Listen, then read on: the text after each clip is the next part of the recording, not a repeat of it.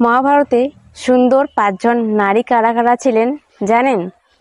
প্রথমে হচ্ছে গঙ্গা। গঙ্গার এত সৌন্দর্য ছিল যে রাজা শান্তনু মনোমুগ্ধ হয়ে তাকে বিবাহ করেছিলেন। তারপর হলেন কুন্তী, যিনি ছিলেন রাজা পাণ্ডুর প্রথম স্ত্রী এবং পঞ্চপাণ্ডব এবং কর্ণের মাতা। তারপর হলেন গান্ধারী, যিনি ছিলেন গান্ধার রাজের কন্যা। তার বিবাহ হয়েছিল অন্ধ রাজা ধৃতরাষ্ট্রের সঙ্গে।